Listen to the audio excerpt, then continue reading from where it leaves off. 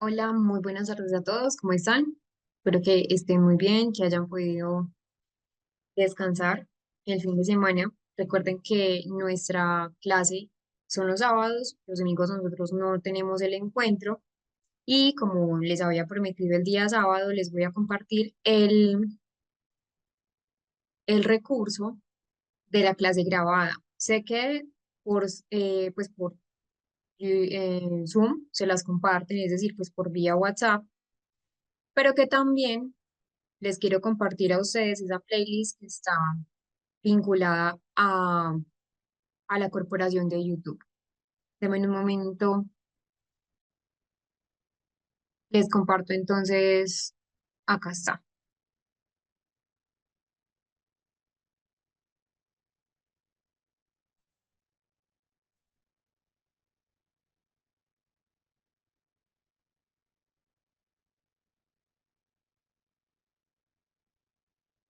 Bueno, entonces ya les voy a compartir el enlace. Antes de eso les quiero explicar cómo es.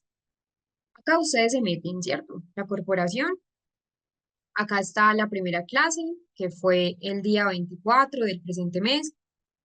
Luego tenemos entonces la clase 2. Esta clase fue la clase del jueves. Luego tenemos la clase del viernes, que fue nuestra clase número 2. Y luego tenemos la clase del sábado, que es la clase 3. En este mismo enlace que yo les voy a compartir, ustedes van a encontrar también pues el resto de las clases que nosotros vayamos a tener. Entonces, ese enlace traten de guardarlo muy bien para que de pronto no se les pierda y puedan saber dónde están almacenadas cada una de las clases. Recuerden, todas las clases quedan grabadas, todas, absolutamente todas. Allí está.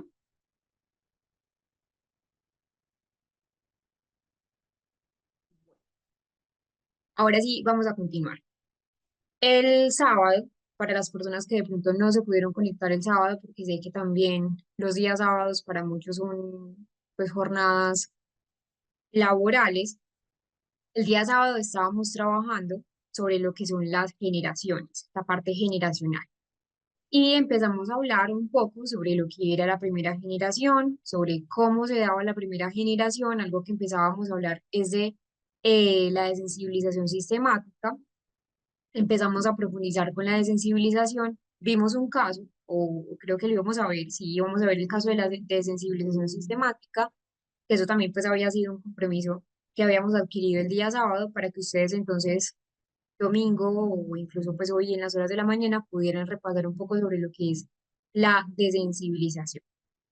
Para los que no pudieron estar, no se preocupen, voy a hacer un pequeño recorderis de lo que es la desensibilización. No solamente trabajamos el tema de la desensibilización sistemática, sino que también abordamos toda la parte histórica, es decir, pues como toda la parte hasta llegar a Wolf. Entonces vamos a trabajar lo que es la desensibilización.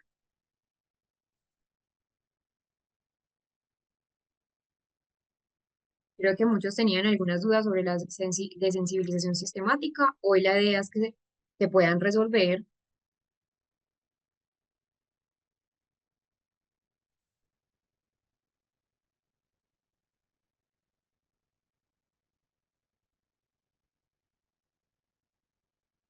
Vamos entonces a hacer un pequeño recorderis con un video de lo que es la desensibilización para ya sí entrar a conocer un poco sobre la técnica, que habíamos quedado en los tres pasos.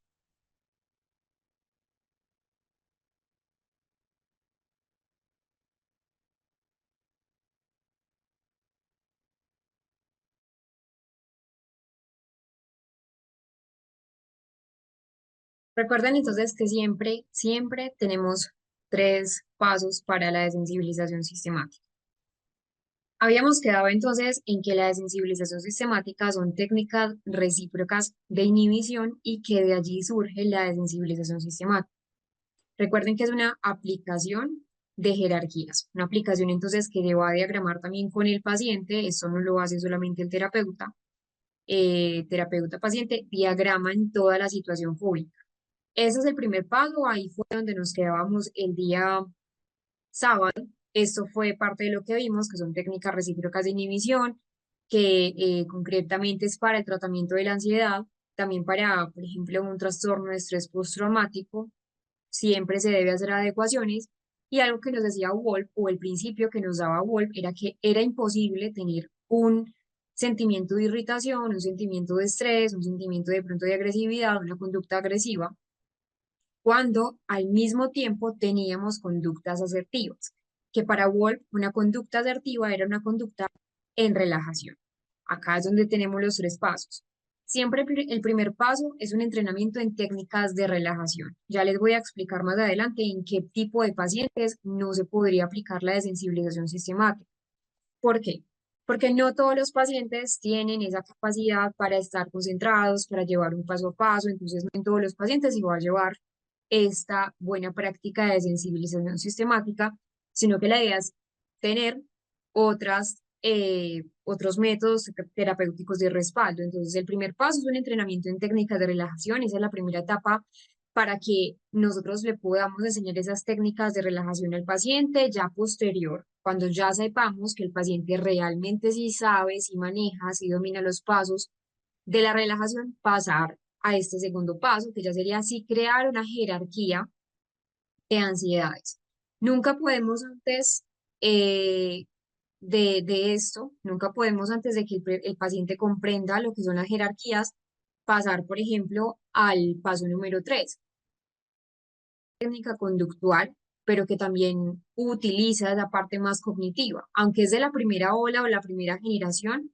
Cuando hablamos de las técnicas de respiración, las técnicas de relajación, son técnicas que usualmente se clasifican en lo hoy en día en lo que es la parte más del corte cognitivo, ¿sí? Porque hay que tener un control cognitivo y que de todas maneras estas prácticas de la desensibilización sistemática tuvieron un inicio, como les mencionaba el sábado, en 1950, entonces obviamente de 1950 a la fecha hemos cambiado considerablemente en la forma de presentación de la técnica, pero que siempre nos vamos a basar en ese principio de contracondicionamiento, donde sabemos que esa respuesta incompatible, como es la ansiedad, por eso se llama inhibición recíproca, pues la ansiedad no va a estar vinculada con la relajación y gradualmente se va desvinculando a ese estímulo temido. Entonces, la primera fase es esa, un entrenamiento en relajación. Siempre se le debe enseñar al paciente técnicas de relajación que vamos a ver como la relajación profunda, la respiración diafragmática, la relajación muscular progresiva de Jacobson,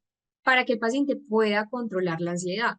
Posterior a eso, ya sí hacemos una jerarquía de ansiedades, es decir, se elabora toda una lista de situaciones que para el paciente son temidas, se empiezan a organizar de menor ansiedad, pues un estímulo de menor ansiedad a uno que al paciente le genere mayor intensidad. Por ejemplo, si alguien tiene una fobia específica a volar, que pues de hecho es muy común esa fobia específica a volar, la jerarquía puede comenzar, por ejemplo, con ver imágenes de aviones o con escuchar un podcast de aviones, hasta ya terminar con un vuelo real. Ojo acá porque obviamente pues es un ejemplo ilustrativo, pero no siempre vamos a poder hacer ya llevarlo a la práctica realista. Pues un vuelo real es difícil hacer, es costoso, de pronto no tenemos el tiempo ni los terapeutas ni los pacientes para llevar ya a cabo esta jerarquía de ansiedad, están allá. Pero con otro ejemplo, que de hecho veíamos el ejemplo el día sábado, cuando estábamos hablando de Sofía, que Sofía era una persona que le tenía un miedo específico a los ascensores porque tuvo un trastorno de estrés postraumático. Entonces, claro, ahí empezamos primero ver imágenes de ascensores, luego ya empezar a hablar de ascensores, luego ya estar vinculada con ascensores. Pero eso es muy diferente a la presentación de pronto de una exposición. ¿Por qué? De las técnicas de exposición que veíamos en ese caso. Porque siempre acá es para cada uno de los pasos, por ejemplo, que la persona vea una fotografía de un ascensor, se pone en cuenta ese entrenamiento de técnicas de relajación, así sucesivamente en cada paso. Ya el tercer paso sería como tal una exposición gradual, es decir, la técnica como tal. Ya se expone al paciente a esos elementos de la jerarquía, primero en imaginación, luego ya pasar un poco a la realidad si el paciente lo tolera, pero siempre mientras se da un proceso de relajación paso a paso. Un ejemplo práctico para que ya de pronto entremos a ver el caso. Si una persona tiene una fobia a los perros, entonces primero se debe entrenar en relajación, sin hablar de la fobia al paciente. Entonces no se le habla la fobia, sí se le explica siempre al paciente cómo va a ser la técnica, qué tipo de técnica es. Recuerden que igual el paciente sabe, debe saber que estamos trabajando con él. La terapia cognitivo-conductual es una terapia pues muy ilustrativa y también que permite el aprendizaje de los pacientes. Entonces, primero relajación con el paciente que le tiene fobia a los perros, ya luego crear una jerarquía con el paciente. Recuerden que es un coequipo terapeuta-paciente, por ejemplo, ver fotos de perros mientras al tiempo se le da una relajación diafragmática, una respiración diafragmática, una relajación muscular de Jacobson. Luego se ve videos de perros. Nuevamente, técnicas de relajación. Posterior, observar un perro desde, pues, de la lejanía, desde la lejanía. Nuevamente, vincularlo con el tema de la relajación siempre en cada paso. Luego puede ser que se acerque a un perro y posterior tocar a un perro. Esa sería la jerarquía que se crea previamente con el paciente. Ya luego se expone progresivamente al paciente que le tiene fobia a los perros a cada nivel y siempre mientras se practica la relajación. Este proceso pues todo el proceso parece muy sencillo, pero realmente es muy delicado porque no a todos los pacientes les va a servir esta técnica de desensibilización sistemática. Ya les voy a decir el por qué. Por eso siempre hacemos un paso a paso, pero siempre desde una formulación que se haga previamente, nosotros como terapeutas, obviamente, haciendo un análisis exhaustivo de lo que es el análisis del comportamiento, lo que hoy en día también se conoce como análisis funcional de la conducta, porque no a todos los pacientes les va a ser beneficioso esta técnica. Entonces, es un proceso que sí permite que esas respuestas de ansiedad vayan disminuyendo con el tiempo, se vayan desensibilizando, por eso el nombre también de la técnica o del modelo, y que se vayan reemplazando por una respuesta que pues para Ward era una respuesta asertiva, pero que podemos llamar una respuesta a la calma. No a todas las personas, como les mencioné, no a todas las personas les sirve lo que es la desensibilización sistemática, pues hay como unas contraindicaciones de la desensibilización sistemática que debemos tener en cuenta. Es una técnica así, muy buena, que como les menciono, está muy bien diseñada para trabajar esos estímulos fóbicos, esa parte de la ansiedad, pero no es adecuada para todas las personas o no es adecuada en todo tipo de situaciones. Entonces hay unos casos principales en los que no se recomienda aplicarla. Por ejemplo, un ejemplo, a quienes no se le puede aplicar la desensibilización sistemática, denme un momento, dejo de compartirles acá la pantalla para que podamos de pronto dialogar un poco sobre la desensibilización y me puedan decir algunas dudas que tengan y también ir resolviéndolas. A quienes no se le puede o quienes no es recomendable aplicar la desensibilización sistemática. Por ejemplo, personas que tengan una dificultad a nivel cognitivo que sea significativo. ¿Por qué? Porque si la persona no puede comprender o si la persona con la que estamos trabajando tiene dificultad en ese seguimiento de instrucciones que son necesarias para la desensibilización, por ejemplo, por una discapacidad intelectual que sea severa, esa técnica no va a ser eficaz. Aunque es una técnica cognitiva, perdón, es una técnica conductual, pues es mejor optar por otro tipo de modelos u otro tipo de técnicas. Otra persona donde no es muy recomendable aplicar esa desensibilización son personas con trastornos psicóticos activos. Ojo acá, miren la palabra, activos. No es que yo no pueda nunca trabajar con una persona que tiene esquizofrenia esta técnica. Obviamente sí, si está con síntomas negativos, pues si ya está controlado. Pero, por ejemplo, en esquizofrenia con síntomas positivos, los síntomas positivos son alucinaciones, son los delirios, pues la técnica requiere un contacto con la realidad y una colaboración activa terapeuta-paciente. Entonces, si tengo una persona con un trastorno psicótico que está activo, que de pronto no ha estado controlado con terapia farmacológica, esta técnica lo que va a hacer es generar una involución. Personas con ansiedad extrema o que tengan en ese momento una crisis muy aguda.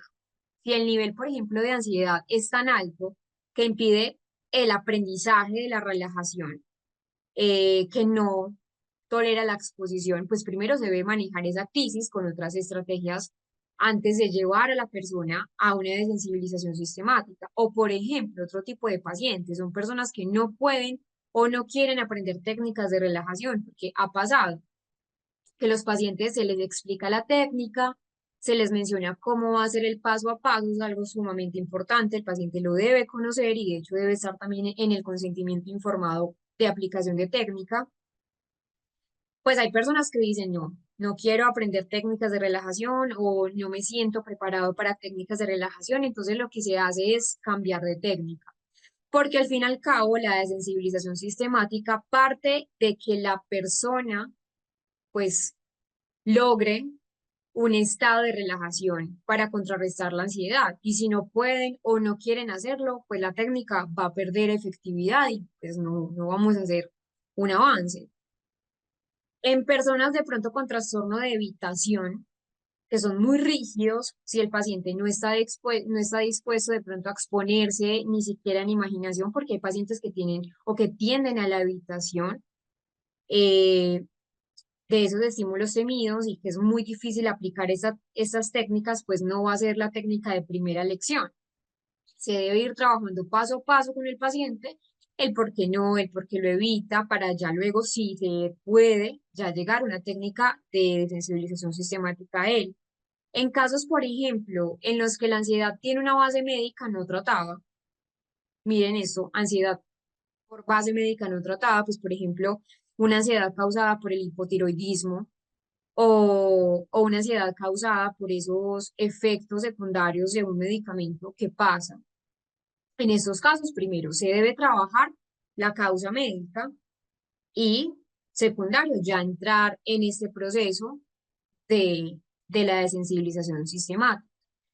Entonces, importante tener en cuenta esto, pues porque hay pacientes que no van a ser beneficiosos.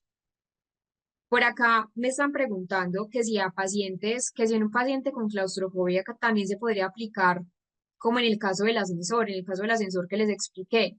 Sí, en pacientes con claustrofobia, como por ejemplo, pues ese miedo a estar en el ascensor, aunque el miedo de Sofía no era un miedo claustrofóbico, pues la desensibilización sistemática va a ser una de las técnicas que para Sofía, por ejemplo, pudo haber sido buena. Y de hecho vimos que al principio se hizo desensibilización sistemática y posterior con Sofía técnicas de exposición.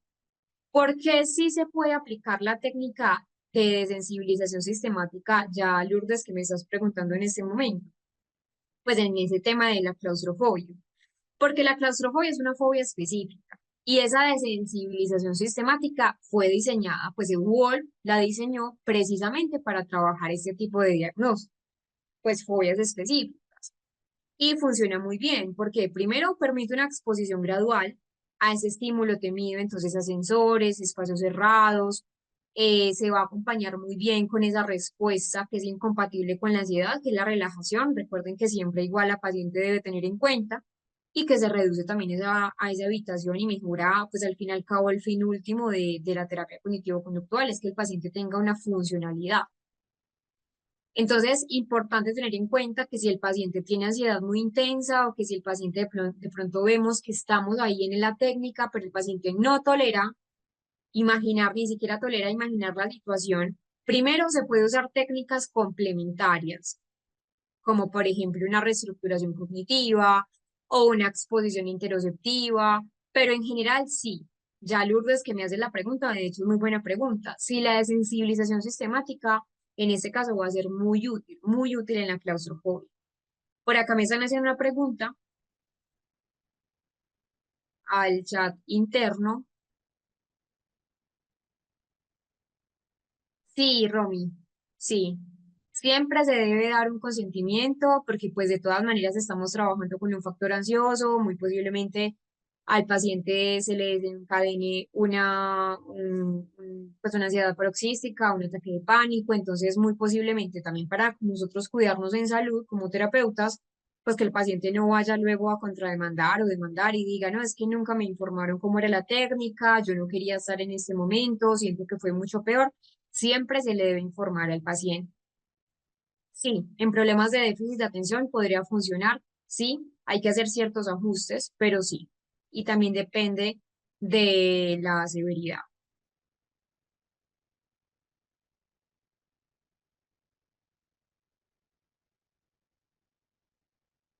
Sí, totalmente.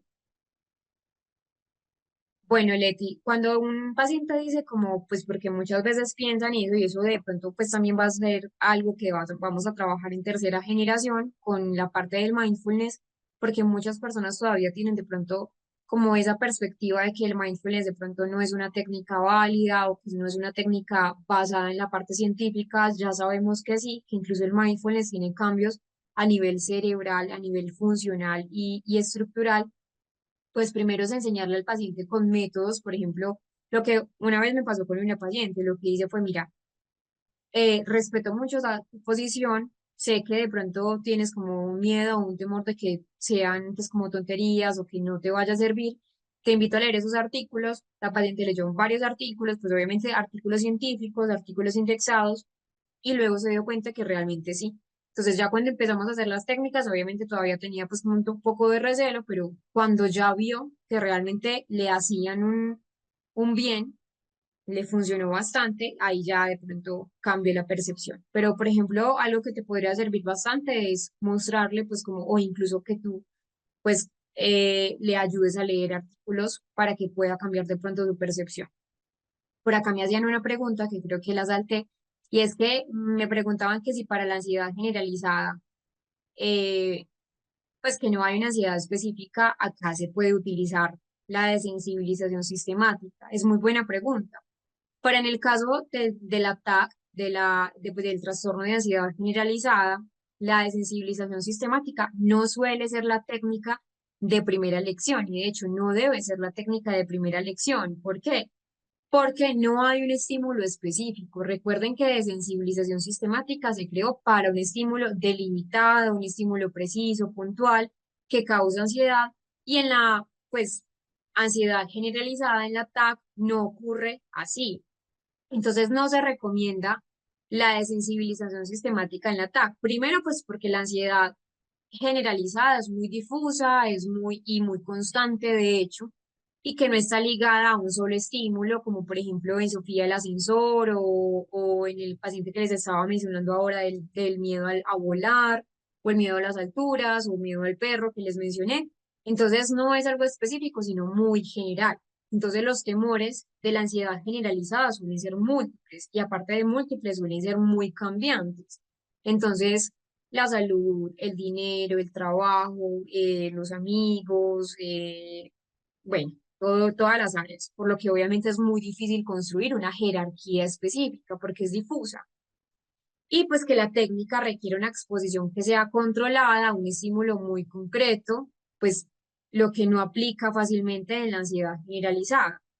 De pronto no me lo estás preguntando, pero creo que me preguntó para acá Natalia, no, se me perdió, pues se me subió la pregunta, pero Natalia entonces nos preguntaba, pues, ¿qué otra técnica aparte para la ansiedad generalizada? Entonces, para el tratamiento del ataque son más eficaces técnicas, por ejemplo, una reestructuración cognitiva, porque les permite que ya vamos ahí, de pronto no me están comprendiendo tanto esto, los que de pronto no tenían pues como un bagaje en psicología, pero no se preocupen, ya se los voy a explicar en la segunda generación.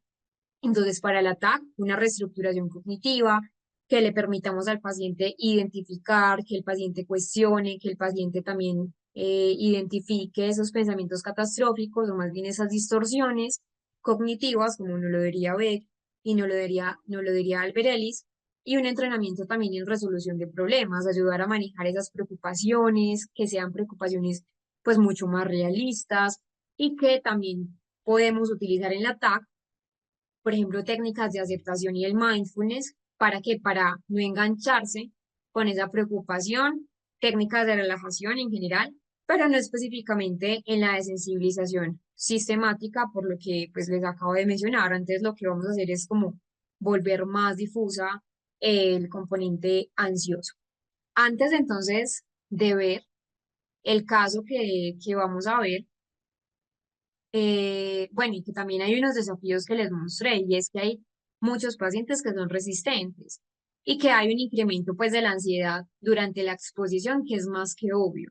Entonces eso siempre el paciente lo debe dar o que se haga una generalización inadecuada, eso no lo queremos. Por eso siempre se debe utilizar muy bien esas técnicas cuando estamos trabajando con pacientes que tienen un diagnóstico de ansiedad para pues permitir que ese desarrollo de la jerarquía, que ese desarrollo de la exposición sea muy exitoso.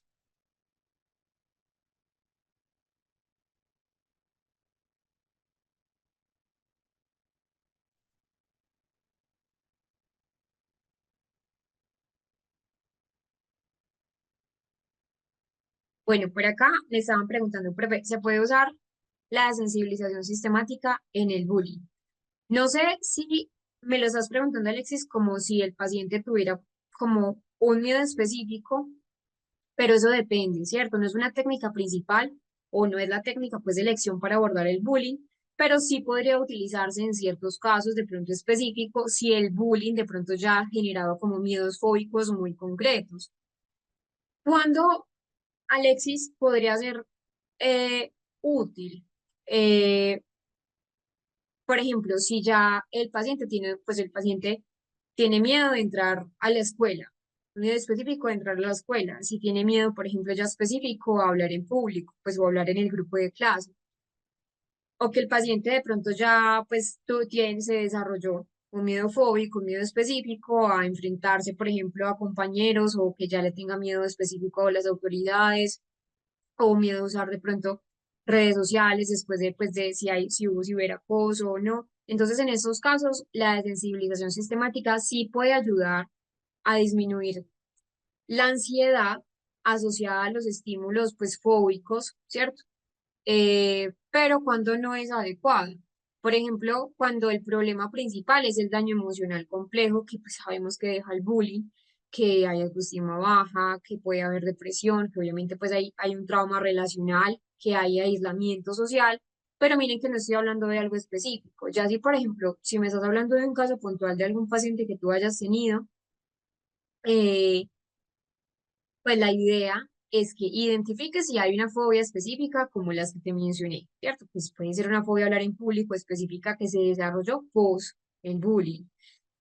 Tampoco es buena la desensibilización sistemática en el bullying cuando existe una situación pues de acoso activa, pues no debe exponerse a la víctima al riesgo real mientras no esté protegida, ¿cierto? A nivel emocional o cuando no haya, pues o cuando en ese momento esté pasando. Entonces sí es más importante, por ejemplo, trabajar en habilidades sociales, trabajar con técnicas de afrontamiento, trabajar con intervenciones más como en el entorno, no solo trabajar sobre la ansiedad interna, sino también cambiar, obviamente, pues el entorno que hay es importante. Pues de hecho acá Alexis me hace traer como a la memoria un caso, pues no fue mi caso, pero sí, pues estuve como muy atenta a lo que era ese caso y era un adolescente que fue víctima pues de bullying verbal, solo verbal, no fue bullying físico y que ahora, y también ciberacoso de hecho, pero todo fue desde lo verbal en un colegio.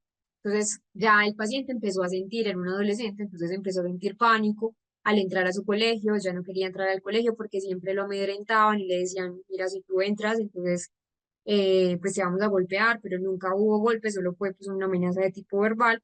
¿Y cómo se hizo la intervención? No se hizo solo de sensibilización sistemática, se utilizaron otras técnicas, pero si hubiese sido el caso que te estoy mencionando, Alexis, y hubiesen, no sé, utilizado de sensibilización sistemática, ¿qué se hubiese podido hacer? Pues primero, de pronto, entrenarlo en relajación, ¿cierto? Que eso es lo importante. Lo segundo, de pronto sí, con el chico hubiésemos creado una jerarquía, entonces,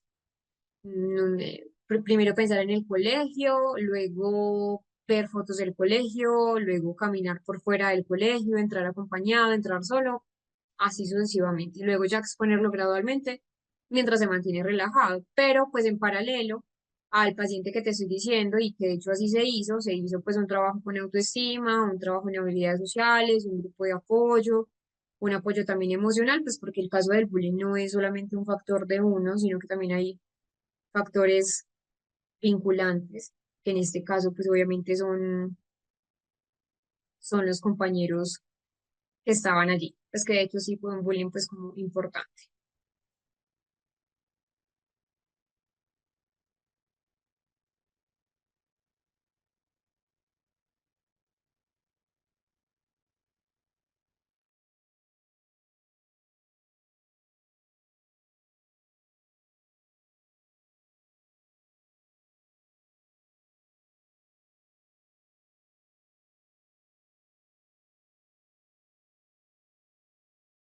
Entonces esto, vamos a ir al material de estudio, nuestro material que ya hemos venido trabajando en diferentes ocasiones. Les voy entonces a compartir la pantalla para que puedan ver qué caso es el que vamos a trabajar.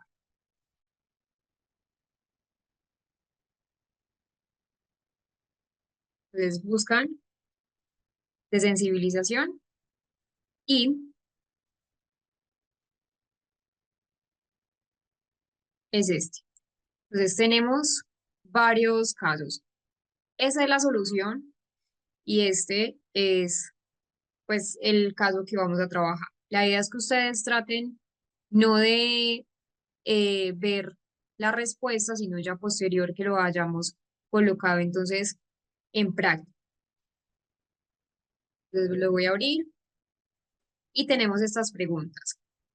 ¿Qué dificultades podrían surgir, perdón, en la implementación del tratamiento y cómo la abordarías? Ya les voy a leer el caso y cómo seguirías, pues cómo asegurarías que Laura mantenga sus avances a largo plazo.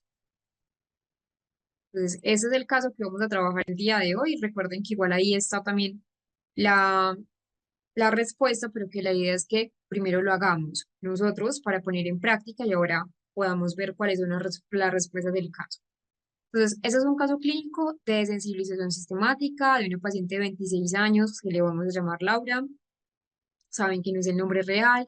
Ella era estudiante universitario y tenía una fobia intensa a hablar en público que interfería ya también con su rendimiento académico.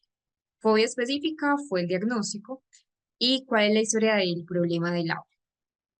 Laura evita cualquier situación que implique hablar en público, como exponer en clase, participar en debates o hacer presentaciones cuando se vio obligada a hacerlo. Experimenta ansiedad intensa con síntomas como taticardia, sudoración, sensación de quedarse sin aire, pensamientos de que hará el ridículo o se van a burlar de ella. Su ansiedad ha aumentado hasta el punto de evitar clases donde haya presentaciones obligatorias. Entonces, esas son las instrucciones para ustedes. La idea es que ustedes desarrollen ese plan de intervención para Laura basado en la desensibilización sistemática, como ya tienen las herramientas que hemos visto. Van a hacer una elaboración de esa jerarquía de ansiedad y crear pues esa jerarquía de exposición, ¿sí? La idea es que al menos sean esas 7 situaciones, que las organicen del menor al mayor componente ansioso. Ese es un ejemplo y que lo vayan entonces trabajando. Vamos a hacer esta actividad durante unos 7 minutos para que lo logren trabajar y luego ahora miramos cuáles eran esas respuestas indicadas.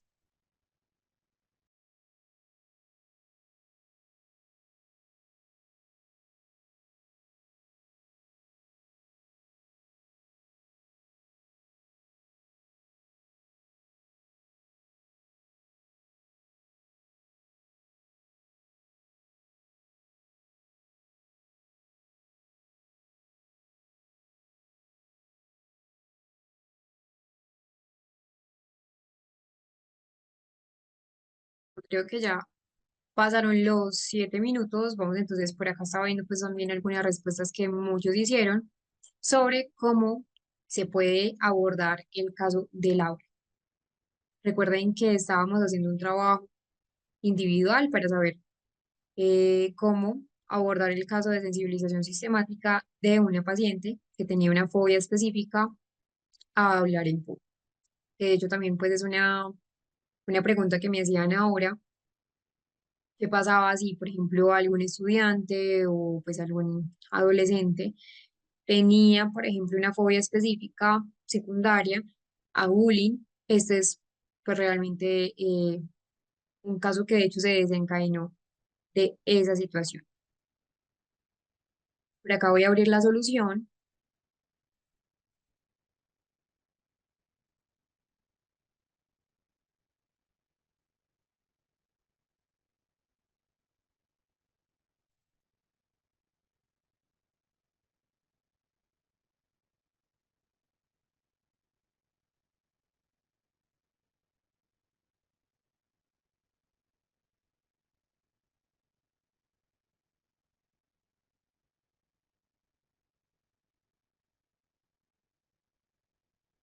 Bueno, y también les quería mostrar esta parte.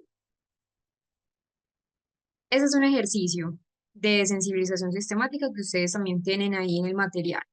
Pues esta no es la solución del caso que estábamos viendo, pero también para que lo conozcan, es un ejemplo de cómo se trabajó de un caso clínico entonces de María, 30 años, ella tenía una fobia específica a las arañas, una aracnofobia, la ansiedad era muy intensa, incluso pues tenía pensamientos catastróficos, tenía una habitación de lugares donde podía estar inundado de arañas, y esa fue la evaluación inicial, la entrevista clínica, una medición también de ansiedad, donde se le enseñó entonces a la paciente esas técnicas de respiración profunda, relajación muscular progresiva, una visualización guiada. El objetivo era que María pues siempre tendría que presentar esas técnicas de relajación cuando se le mostraba la jerarquía de estímulos en el nivel uno para la paciente, ver imágenes estáticas de una araña en un folleto, luego el nivel 2 observar videos cortos de arañas en internet, el video 3 ver una araña, hasta el nivel 5 que ya era directamente tener contacto con una araña. Recuerden que es importante tener en cuenta que hay pacientes que pues realmente no, no, no van a tener pues una buena respuesta al principio, entonces ya luego empezar a trabajar.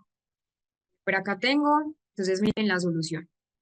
La solución se llama así: solución al caso clínico de sensibilización sistemática en fobia específica. Está en los últimos, por acá está, acá, así se llama.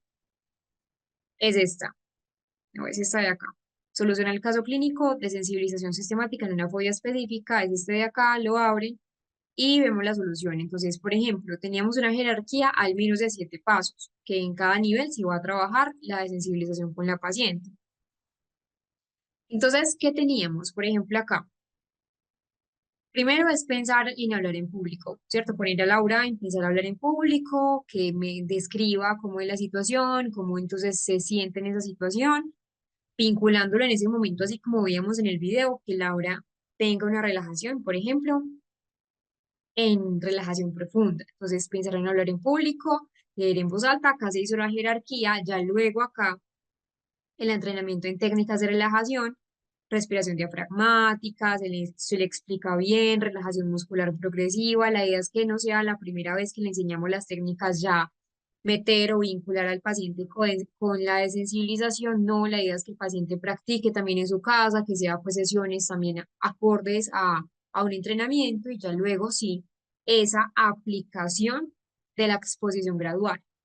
Entonces se inició con Laura una situación de menos ansiedad, que era pensar en hablar en público. Entonces se expone repetidamente a cada nivel hasta que la ansiedad se reduzca en un 50% o más. Y así sucesivamente, también combinándolo con esas técnicas de relajación, las autoafirmaciones, y ya se avanza al siguiente nivel cuando Laura ha realizado adecuadamente esos niveles de ansiedad, pues ha reducido esos niveles de ansiedad. Ese es el ejemplo, luego una evaluación de seguimiento y los resultados esperados. No me voy a detener ahí para que de pronto podamos avanzar en otro tema, pero también lo tienen pues ahí en el material de estudio para que lo puedan también eh, conocer. Eso sería desensibilización sistemática. Luego vámonos a un caso que es la teoría de Einstein.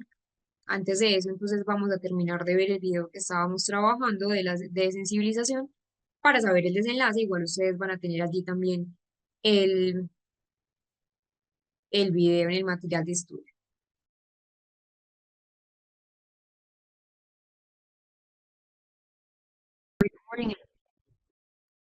Vamos a ver entonces el surgimiento en Inglaterra. Recuerden que algo que veíamos el lunes es que es muy contextual. El origen de la terapia cognitivo-conductual de la primera generación, muy contextual. Veamos a Hans Einstein. Einstein entonces nos da una propuesta, pero en el Reino Unido. Realmente Einstein pues, es un psicólogo, fue un psicólogo alemán británico también, pero desarrolló toda su terapia, pues que de hecho fue muy influyente en ese siglo XX por los estudios que tuvo en la personalidad y por ser también pues uno de los grandes impulsores de la psicología científica como tal. De hecho, fue muy crítico, así como los demás que hemos visto, de ese enfoque psicodinámico, como la parte más psicoanalítica, y empezó a promover una psicología que estuvo basada en la evidencia empírica. Einstein nos propone unos principios muy importantes desde la personalidad humana. Entonces, él desea que para poder entender el comportamiento del ser humano, nosotros debemos comprender tres grandes dimensiones, lo que también Einstein nos llamaba tres superfactores. Al principio empezó a describir solo dos, principio de extraversión o introversión o una dimensión, luego neuroticismo, estabilidad emocional y ya luego empezó a añadir el psicoticismo que pues se añadió muy posteriormente. En general, eh, empezó a tener un tratamiento de problemas de lo que son los tics, la tartamudez, esa parte de las fobias, y que aplica exposición, aproximaciones sucesivas y una práctica negativa. Realmente entonces puso también un énfasis en lo que debería ser la psicología basada también en esa parte de psiquiatría y la metodología que tuvo fue bastante rigurosa. Eisen también nos da un aporte de cómo debería ser la estructura desde la terapia cognitiva, perdón, desde la terapia conductual, desde el componente más psicopatológico. Vamos a ver entonces un poco de lo que es Einstein para poderles explicar pues, lo que es la psicopatología integrada a esos principios del aprendizaje, a esas características del condicionamiento.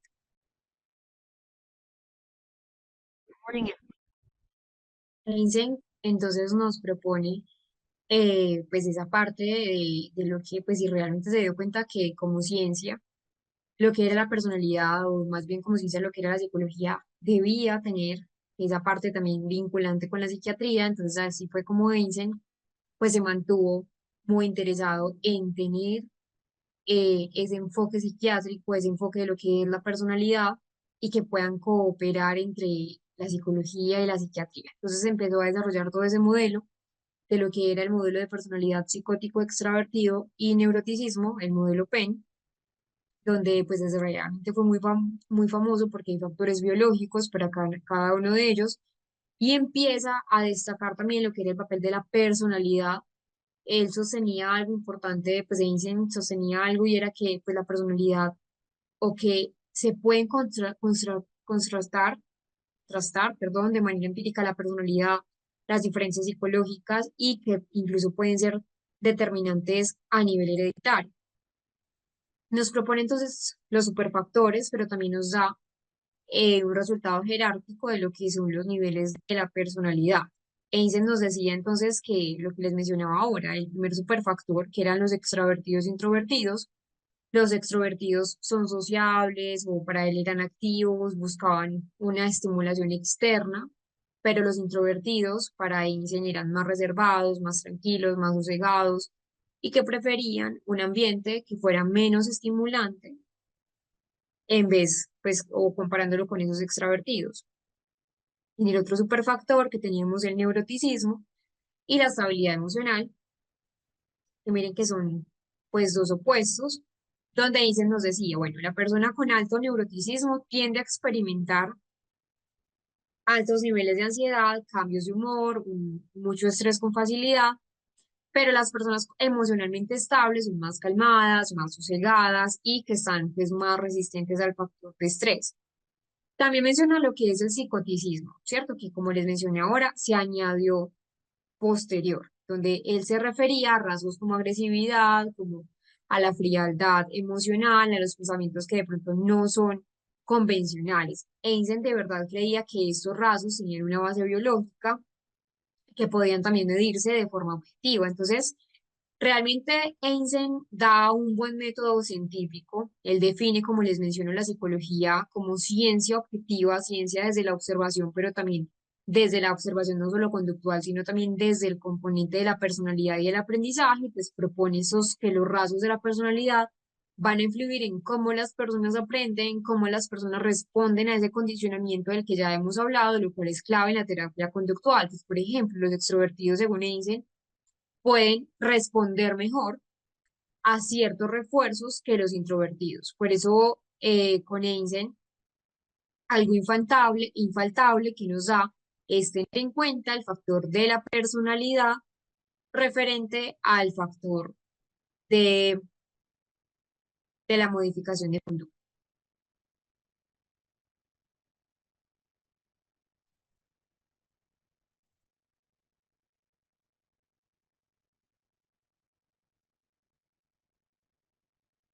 Posterior tenemos a Skinner, ya de Skinner hemos hablado un poco, donde entonces Skinner nos da obviamente un cimiento para lo que es también la terapia neoconductual y que integra los paradigmas como Thorndike, como Pavlov, que veíamos el viernes y el sábado, y que también empieza a trabajar.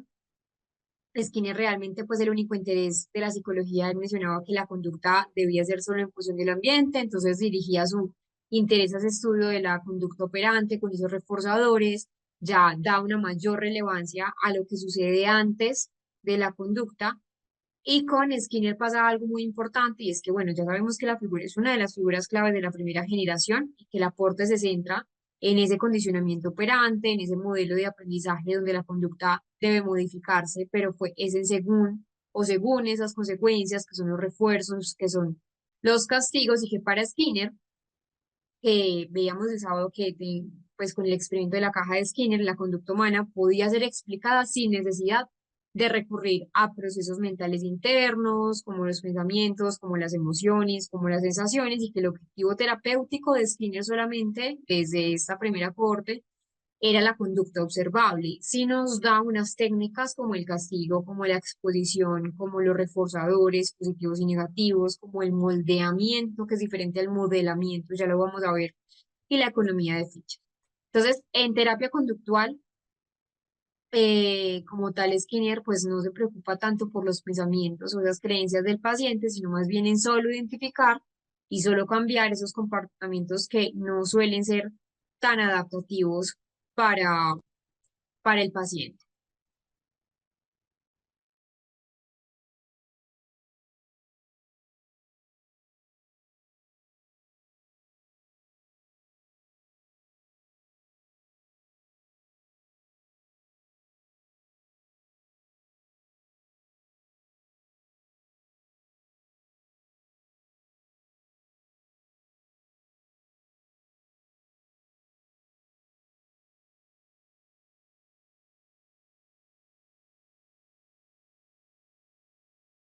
Recording in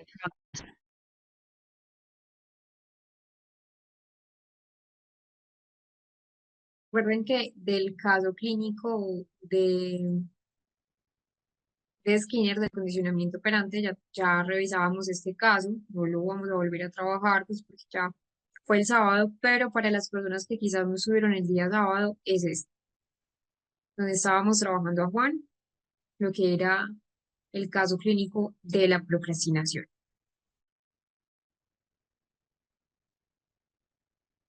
Acá les dejo un poco pues como de historia para conocer un poco de Skinner, pues para que sepan un poco que pues realmente él negaba lo que era libre albedrío, él decía que es el entorno y las consecuencias de los actos que moldean nuestra conducta, por eso pues que estamos supeditados a eso, por eso el ser humano no puede ser libre, y también creía en que el lenguaje influía significativamente en lo que era el componente de la conducta. Entonces, tenemos la primera generación, entonces una extensa base del conocimiento sobre investigación, sobre aprendizaje, hay una aplicación clínica de los resultados de esas mismas investigaciones y que hay una investigación clínica a diferencia, por ejemplo, de la raíz.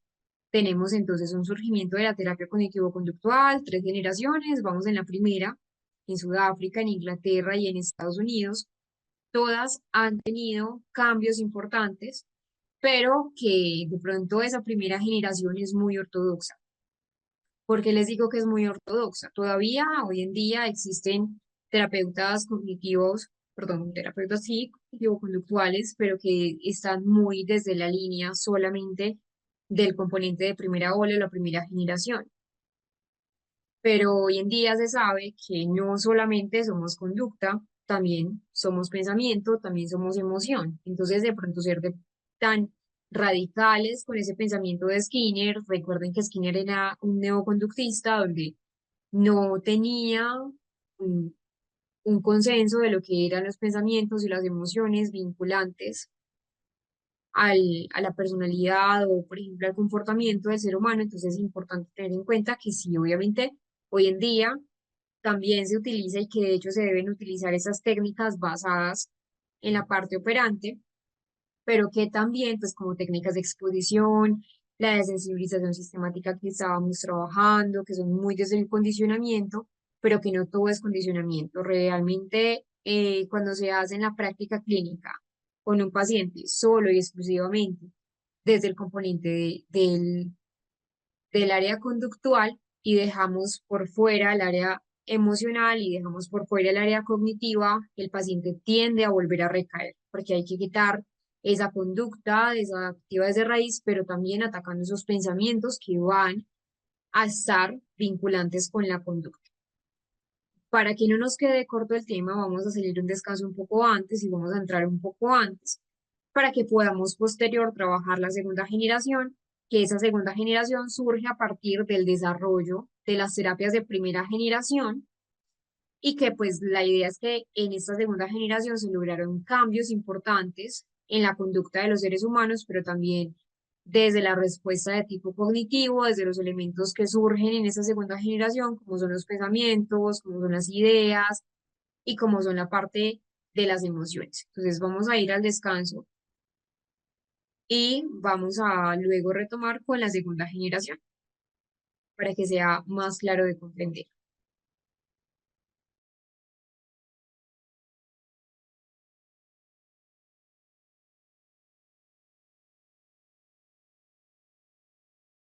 El video que ustedes acabaron de ver ahí, la verdad es que es un video muy valioso porque lo hizo un estudiante que tuve. El video pues ya tiene ciertos años, pero la verdad tuve la fortuna de encontrarlo en el diplomado y siempre mostraré el video como algo muy enriquecedor para entender un poco la historia de lo que son las 3 generaciones. Ahora vamos con ese papel de los aspectos más cognitivos de la segunda generación. Ya les había mencionado un poco que esta segunda generación surge también desde la falencia que tenía la primera generación y que pues no tenía en cuenta algunos fenómenos como la mente, la memoria, la atención, em, las representaciones mentales, porque recuerden que previo al surgimiento pues de esta segunda generación, en la primera generación incluso antes, pues se había construido una visión o una conceptualización del ser humano muy monista, donde solo se concebía al paciente como, o al ser humano, porque en ese entonces al principio no habían investigaciones, como un todo que responde solamente al contexto, o que responde solamente al ambiente y que solo era estímulo-respuesta y que no había otro factor. Entonces, esas segundas generaciones cambian esa visión, proponen que los seres humanos actúan en correspondencia no solamente con el ambiente, no solamente con lo que aprenden, sino también cómo significan el mundo, cómo comprenden el mundo.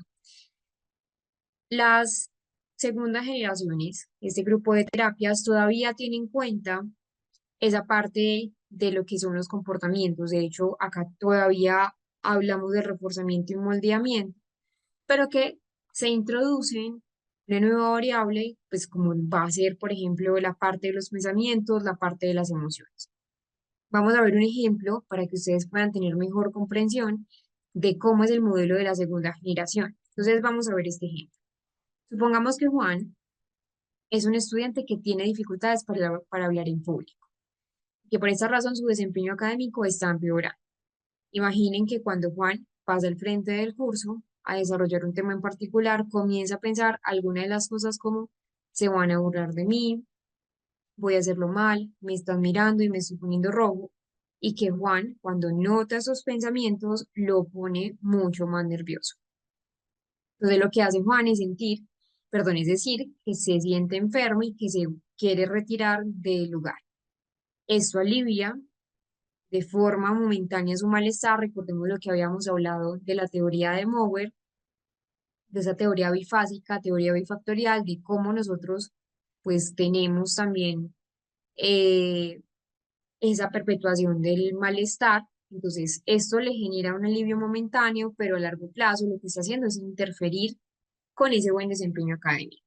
Entonces, vemos lo siguiente. Imaginen que Juan está siendo intervenido con alguna terapia de segunda generación.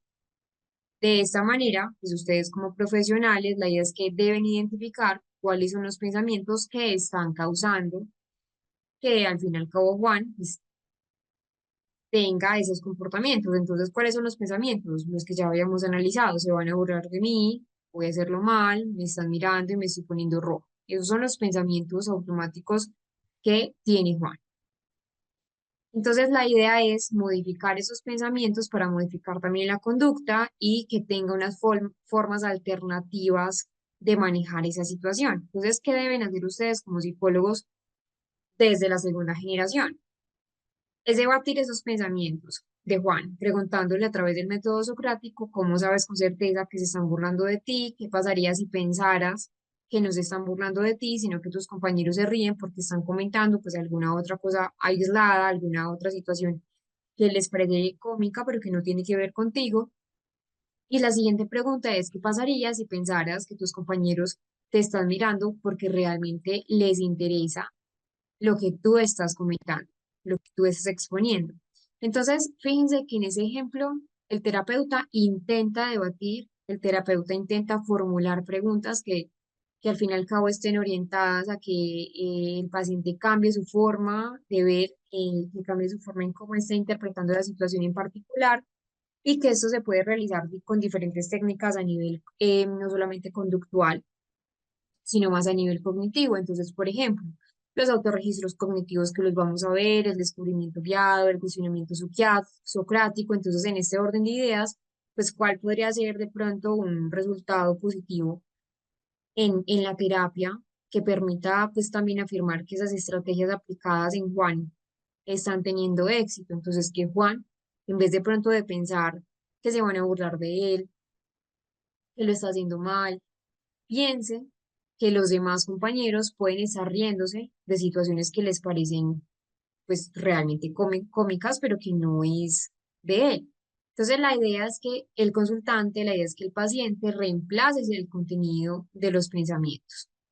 Dos de las terapias de segunda generación más importantes que vamos a ver, pero no son las únicas, pero sí son las más sonadas, es la terapia cognitiva de Beck y la terapia racional emotivo-conductual de Albert Ellis. Son las más sonadas, no son las únicas, y que ambas incluyen, pues ambas técnicas incluyen herramientas eh, también conductuales para la aplicación clínica, pero también hace un énfasis importantísimo en modificar esos pensamientos. Entonces, acá tenemos los tres grandes de la segunda ola o segunda generación: Albert Ellis, Aaron Beck, que fue los que les acabé de mencionar, Ellis con la TREC, terapia racional emotivo, y luego se le añadió el conductual, y Aaron Beck con terapia cognitiva. Pero tenemos también a un grande, y es Albert Bandura. Albert Bandura de pronto no es tan sonado, pero sí es muy importante en la terapia cognitiva. Entonces, esa segunda ola, esa parte ya de terapia cognitivo-conductual, se le puede llamar así, surge porque habían falta de respuestas a los interrogantes sobre muchos procesos cognitivos, muchos procesos mediacionales en la conducta que de pronto en la primera generación pues no se tenían en cuenta, y por eso había poca efectividad solo con esa terapia. Entonces, como eran terapias o técnicas puramente conductuales, no se tenía en cuenta el pensamiento, y eso lleva a pensar a estos eh, a esos autores lo que es la asociación entre estímulo, respuesta, pero que también hay una variable y es el pensamiento, es el proceso de la información. Entonces, que acá en esa segunda ola, segunda generación, sobre todo con Beck y con Ellis, vemos que hay patrones anómalos de conducta que vienen o que son previos a la existencia de esquemas, a la existencia de estructuras, de anomalías en el pensamiento, de distorsiones cognitivas que van a causar ese sufrimiento en el paciente. Entonces, que la idea de de esa segunda generación es cambios en la cognición, cambios en esa emoción que pues provea una conducta mucho más adaptativa. Entonces son los tres grandes. Vamos a empezar primero con Bandura. Bandura nos propone la teoría del modelamiento. Esto pues a nivel de historia, para que lo puedan tener, una revolución cognitiva en los años 60-70, donde ya la segunda generación rompe con ese paradigma y que ya hay una transformación de la terapia cognitiva y ya no solo era terapia conductual. Veamos un poco sobre lo que es Bandura.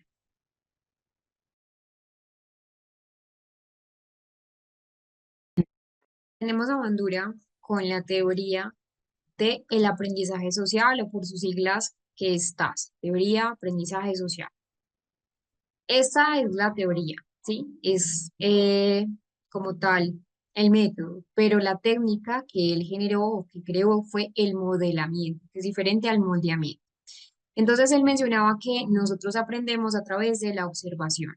¿Y cómo pues cómo lo hacemos? A través de la imitación, imitando entonces a nuestros padres, a nuestros docentes o a figuras que cuando estábamos niños, incluso en adultos también se puede utilizar el modelamiento, que fueron o que son pues fuentes de imitación. Entonces ahí fue cuando empieza a desarrollar toda la teoría cognitiva, una teoría cognitiva porque está basada en la observación y la imitación y que también es desde el componente, de hecho, pues del comportamiento.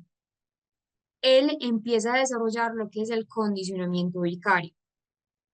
Se sale un poco de pronto del condicionamiento clásico, condicionamiento operante. Recuerden que estamos en la segunda ola o segunda generación y empieza a hablar sobre el condicionamiento vicario, donde igual habla de los procesos que están implicados también en adquirir una nueva conducta, que sería el aprendizaje y que también sería el ambiente.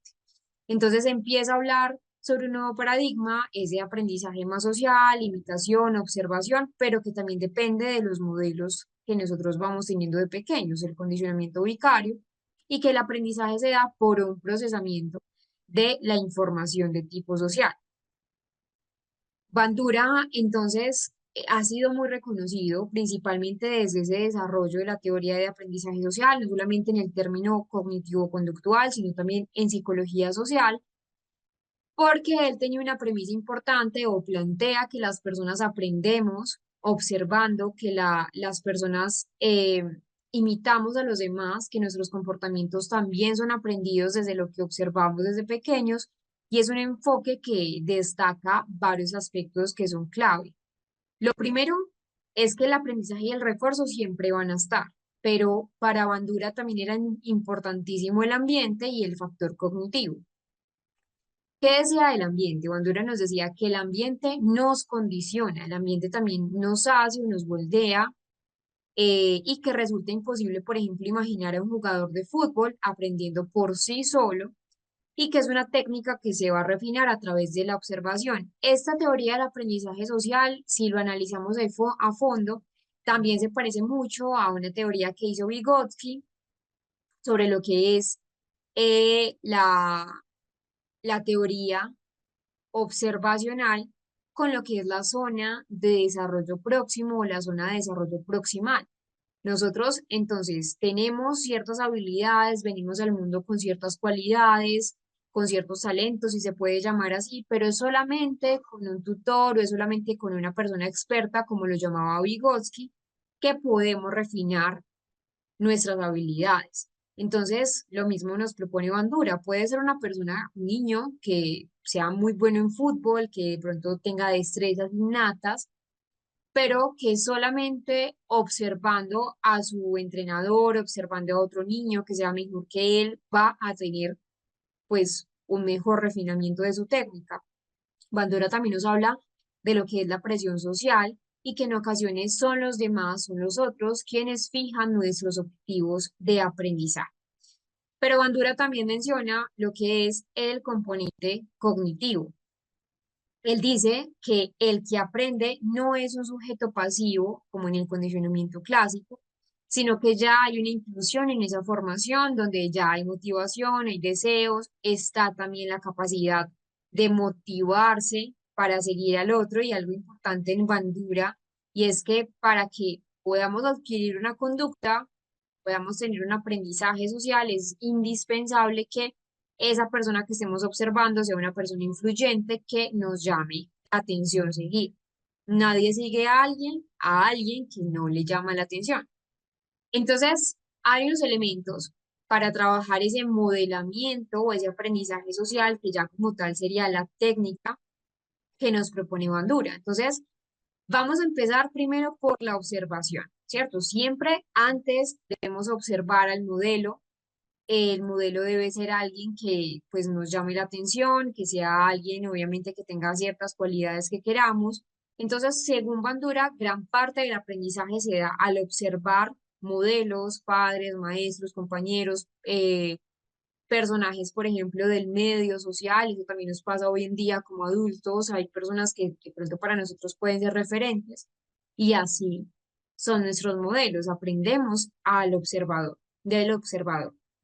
Y luego replicamos esos comportamientos, luego replicamos esas actitudes o incluso también en muchos casos unas respuestas emocionales. Entonces, lo que es el aprendizaje vicario no es necesariamente, y que también decía Bandura, no es necesario experimentar directamente las consecuencias de una acción. Ver a otros, el hecho de ver a otros ser recompensados o incluso de ver a otros de ser castigados por algo, puede influir en la probabilidad o no de que reproduzcamos un comportamiento o una conducta. Entonces, por eso dice que la sociedad nos moldea, que la parte social es sumamente importante. Y el ejemplo clásico, pues también de Bandura, es el muñeco bobo, que de hecho ya les voy a explicar un poco. Pero antes sí les quiero hablar de un componente esencial para Bandura y es la autoeficacia. Bandura introdujo ese término, es un concepto que se refiere a esa creencia en nuestra propia capacidad, la creencia del paciente, pues la autoeficacia que tenga su propio, pues, el propio paciente para poder ejecutar acciones que al fin y al cabo pues lo vayan a conducir a resultados que quiere, a resultados deseados. Entonces, este concepto de autoeficacia es un concepto esencial porque nos permite comprender la motivación y la persistencia en el aprendizaje que vaya a tener el paciente. Ese ejemplo clásico que les estaba mencionando es un ejemplo pues del muñeco bobo.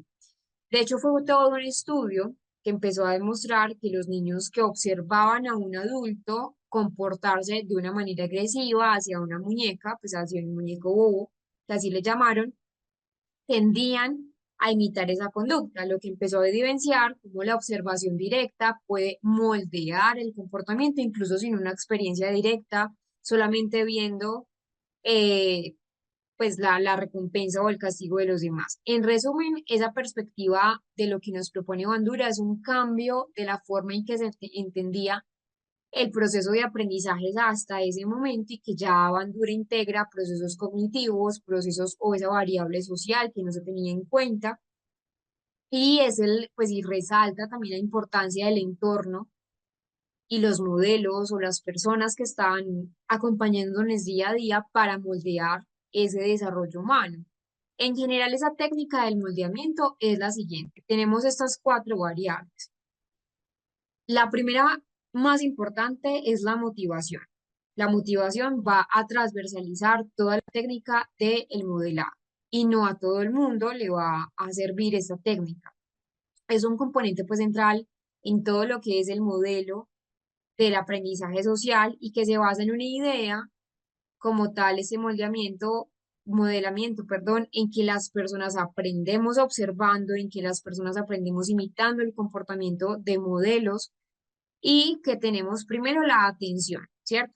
Para aprender cualquier cosa que queramos, cualquier cosa que necesitamos, es necesario prestar atención a algo. En este caso, es necesario prestar atención al sujeto que esté enfocado, al sujeto que queremos de pronto adquirir de él ciertas habilidades, ciertos comportamientos. Entonces, la atención importante. para observar esos detalles del comportamiento, el contexto, las características del modelo, por ejemplo, si se considera un modelo competente o digno de imitación. Luego tenemos la retención, que miren que ahí ya estoy hablando de memoria. Atención, memoria. Entonces, esa información que yo previamente ya observé, yo la almaceno, yo la codifico en nuestra memoria, en la memoria, y que esto permite que cuando sea necesario la persona pueda recordar, la persona pueda reproducir un comportamiento ya previamente aprendido, que sería la reproducción. Y ahí viene el segundo componente, reproducir o imitar ya como tal. Una vez que el comportamiento ya se ha internalizado en el paciente, se produce la consolidación, ¿cierto? Y después de la consolidación ya se procede a la imitación del comportamiento. Y ya es esa capacidad de reproducir ese comportamiento, pero que de todas maneras esa capacidad va a depender tanto de la complejidad de una acción como de la habilidad del paciente, en este caso del aprendiz. Y luego tenemos algo que va a transversalizar todo y es lo primero que ustedes ven en pantalla, que es la motivación, ¿cierto? Finalmente, para que nosotros podamos imitar, para que podamos prestar atención, pues se debe llevar a cabo de una forma muy consistente la motivación, ¿cierto? Esas recompensas pueden ser reales, pueden ser percibidas y los refuerzos positivos, porque como les menciono acá, no es que no se tenga en cuenta el condicionamiento operante, sí, solo que no es lo más importante como lo que era en la segunda, en la primera generación. Entonces, se observa un modelo, se incentiva la reproducción del comportamiento. Esta técnica del modelamiento se utiliza en diferentes ámbitos, desde la educación hasta la intervención terapéutica, porque permite enseñar al paciente nuevas conductas, nuevas habilidades que no estaba de pronto en ese repertorio conductual mediante el ejemplo directo. Un ejemplo, en terapias de modificación de conducta, un terapeuta puede actuar como un modelo, ya vamos a ver los tipos de modelado, para poder enseñarle al paciente esas estrategias adaptativas, mientras que, por ejemplo, en el ámbito educativo, que sé que acá hay varios docentes, se emplea para facilitar ese aprendizaje en ambientes más sociales. Ya vamos a ver un ejemplo de caso clínico de esto y quiero llegar a esta parte, el aprendizaje vicario, entonces es ver a un organismo, extraer pues, a un ser humano, extraer las enseñanzas y acá tenemos una pregunta muy importante que nos seguimos haciendo incluso hoy en día. ¿Recuerdan las polémicas que se desatan periódicamente hacia la conveniencia o no de que los niños y las niñas vean ciertas películas o series de televisión? A eso apunta el aprendizaje vicario. También hacer una crítica de que realmente pues ahora tenemos mucho más acceso a la información que hace mucho tiempo. Entonces, ahora con los celulares, con los dispositivos pues móviles, no solamente celulares, sino tablets y el mismo computador, pues tenemos más acceso a ciertas características de pronto de influencer o de ciertas personas que quizás los niños toman esto como referencia para moldear su comportamiento. Entonces es importante porque realmente se han hecho varias investigaciones de lo que es el concepto de bandura y se ha mostrado que sí, nosotros aprendemos de modelos, hay incluso involuntariamente, incluso sin tener una conciencia de que estamos aprendiendo algo. Solo nos tiene que motivar, eso nos captura la atención y así, sin darnos cuenta, lo reproducimos. Por ejemplo, vamos a un ejercicio práctico desde bandura. Entonces nos vamos a ir al material de estudio, van a buscar bandura y acá tenemos este caso. Tenemos este y también tenemos otro. Por acá está modelamiento. Entonces, ejemplo de caso clínico, modelamiento y también tenemos otro que es el de arriba. Vamos a revisar este primero. Son dos casos de modelamiento. Revisemos este.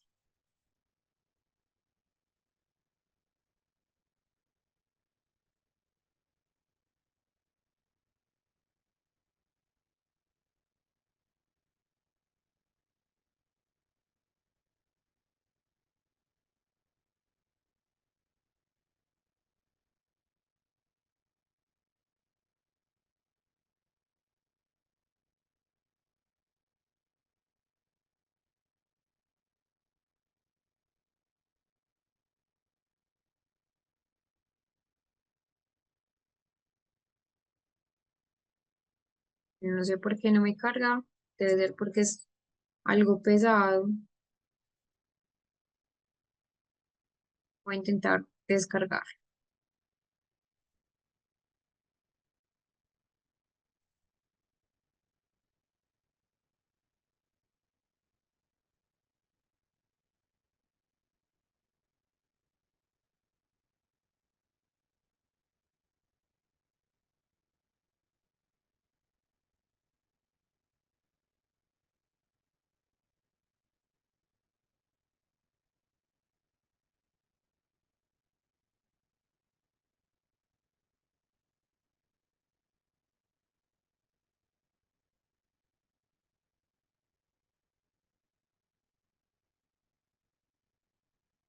Listo. Tenemos entonces un caso clínico, es este. Uso de modelamiento para manejo de la ira en un adolescente. Entonces, los antecedentes del paciente, es que Juan, un adolescente de 15 años, presenta dificultades para manejar su ira en el entorno escolar ante conflictos o frustración, reacciona de manera impulsiva, agresiva, lo que ha provocado problemas de convivencia, tanto con sus compañeros como con todo el personal docente. Intervención terapéutica, entonces el terapeuta pues utilizó esta parte de la terapia social de Bandura, explícitamente la técnica del modelado, donde entonces recuerden que está la atención, la retención, la reproducción o la imitación. Entonces, la atención durante las sesiones del terapeuta organizaba situaciones simuladas, juego de roles, en las que recreaban escenarios conflictivos similares a los que Juan se enfrentaba en la escuela. Realmente los juegos de roles son una herramienta muy buena en esta parte de Bandura.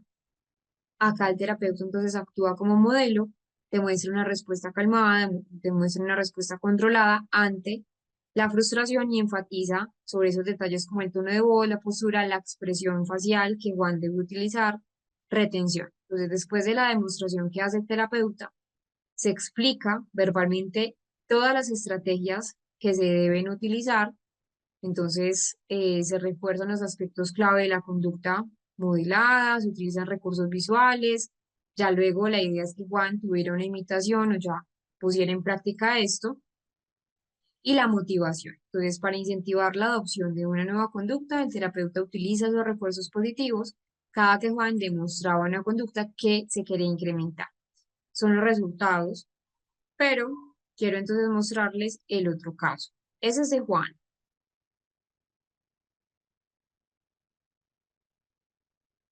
Luego tenemos este, caso de Daniel de 12 años. Lo abrimos.